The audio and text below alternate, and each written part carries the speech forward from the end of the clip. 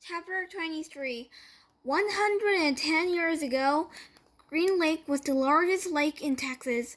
It was full of clear, cool water, and it sparkled like a giant emerald in the sun. It was especially beautiful in the spring when the peach trees which lined its shore bloomed in pink and rose-colored blossoms. There were always a town picnic on the 4th of July.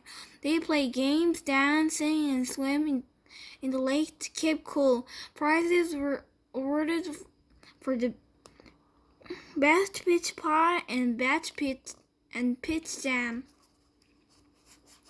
A special prize was given every year to Miss Catherine Barlow for her fabulous spiced peaches. No one else ever tried to make spiced peaches because they knew none could be as delicious as hers. Every summer, Miss Catherine would pick bushels of peaches and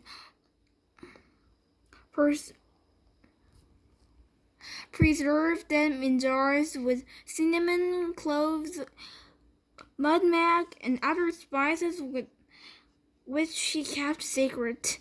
The jarred peaches would last all winter. They probably would have lasted a lot longer than that, but they were always eaten by the end of winter.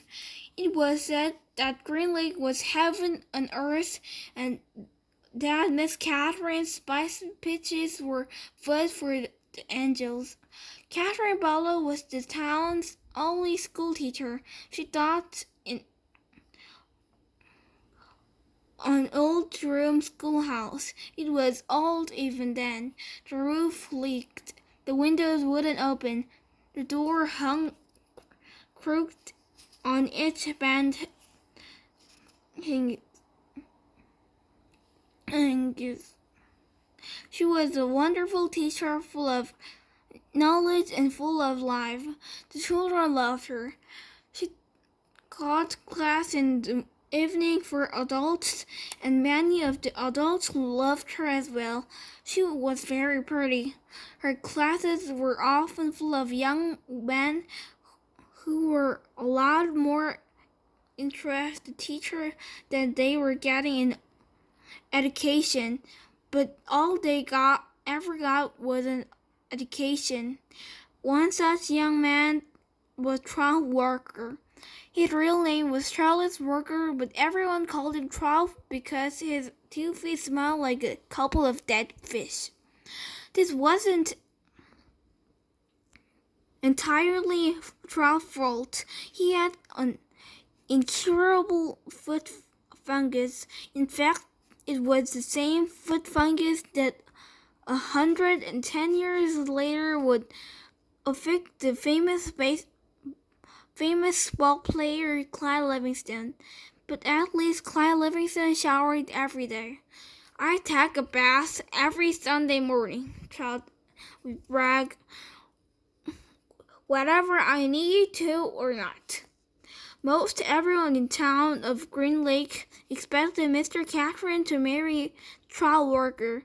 He was the son of richest man in the country. His family owned most of peach trees and all the land on the east side of the lake. Charles often showed up at night school, but never paid attention. He talked in class and was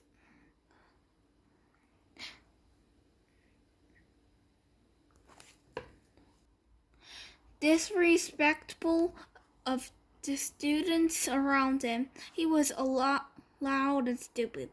A lot of men in town were not educated. That didn't bother Miss Catherine. She knew they spent most of their lives working in farms and ranches and hadn't had much schooling. That was why she was there to teach them. But Charles didn't want to learn. He seemed to be proud of his stupidity. How'd you like to take my ride on my new boat this Saturday? He asked her one evening after class. No, thank you, said Miss Catherine. We've got a brand new boat, he said. You didn't even have to row it. Yes, I know, said Miss Catherine. Everyone in town has seen and heard the workers' new boat. It made a horrible loud noise and spewed ugly black smoke over the beautiful lake. Trout had always gotten everything he ever wanted. He found it hard to believe that Miss Catherine had turned him down. He pointed his finger at her and said, No one ever says no to childless worker. I believe I just did, said Catherine Bellow.